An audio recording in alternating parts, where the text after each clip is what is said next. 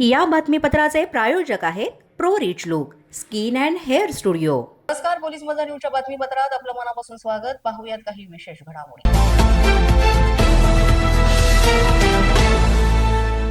लोकलच्या महिला डब्यात बुरखाधारी पुरुष चढल्याचं प्रकरण सध्या गाजतंय। बुरखा घातलेल्या पुरुषाच्या विरोधात गुन्हा दाखल करण्यात आलेला आहे। संशय आल्यावर महिला प्रवाशांनी त्याला पकडलं आणि या घटनेचा व्हिडिओ सुद्धा रेकॉर्ड केला गेला।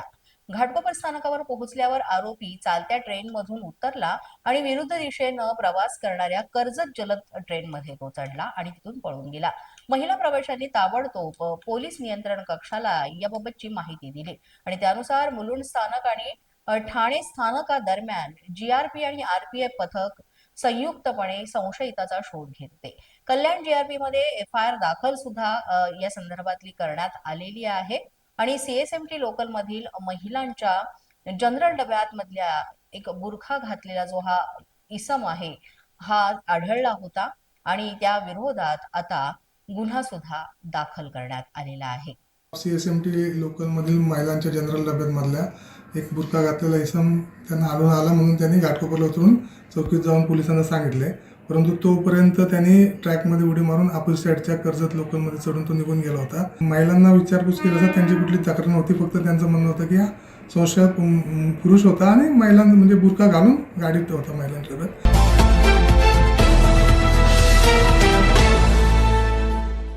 सोलापूरमध्ये एका तरुणानं लॉजमध्येच आत्महत्या केल्याचं समोर आलंय।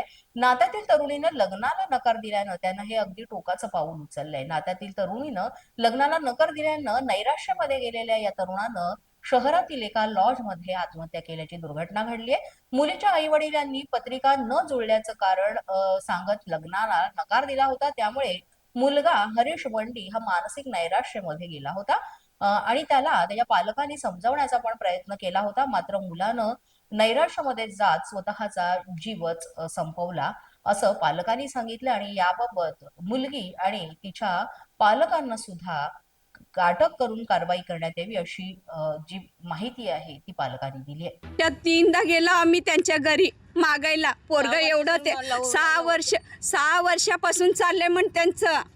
बर जाऊ दे बाबा, आम्हाला 2 महिने झालं कळायले, जाऊ दे म्हणून त्यांनी ते पोलीसला टॉर्चर केले तर म्हणजे त्याच्याशी बोलू नको करू नको म्हणून फोन बंद ठेवलेत। फोन बंद ठेवल्यावर त्याचं डोकं सरकलंय। फोन बंद ठेवल्यामुळं त्यांनी आम्हाला घरात सर्वांना सांगितलं हे असं मॅटर आहे, आम्ही या लॉजला गेलो, आम्ही त्या लॉजला गेलो, तिच्याबरोबर आम्ही नवरा बायकोसारखं राहिलो। आम्ही त्याचं डोकं पूर्ण यूज केली, त्याचे पैसे सर्व यूज केली।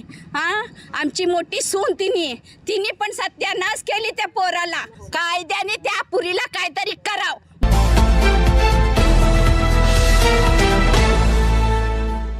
नाशिकच्या जुना नाशिक परिसरातून एक खळबळजनक घटना समोर आलेले। प्रेमसंबंधाच्या वादातून एका तरुणानं 3 ते 4 जणांना मिळून भीषण हल्ला केलाय।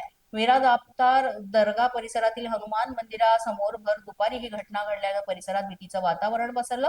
जुना नाशिक परिसरामधील शिवाजी चौक कठडा परिसरामध्ये दुपारी 3:30 वाजण्याच्या सुमारास साजिद हसन सय्यद हा तरुण गल्लीत बसलेला होता आणि त्याच वेळात 3 ते 4 तरुण त्या ठिकाणी आले आणि त्यांनी साजिदवर अचानक हल्ला केला। या हल्ल्यात दांडके, लोखंडी रॉड आणि धारदार हत्यारांचा वापर करण्यात आल्याची माहिती समोर आली आहे। भर वस्तीमध्ये झालेल्या हल्ल्यामुळे परिसरात मोठी खळबळ उडाली। साजिद या हल्ल्यामध्ये गंभीर जखमी झाला असून त्याला तातडीनं उपचारासाठी दाखल करण्यात आले। यावेळी जखमी साजिद सय्यद यांनी याबाबत आपली प्रतिक्रिया देताना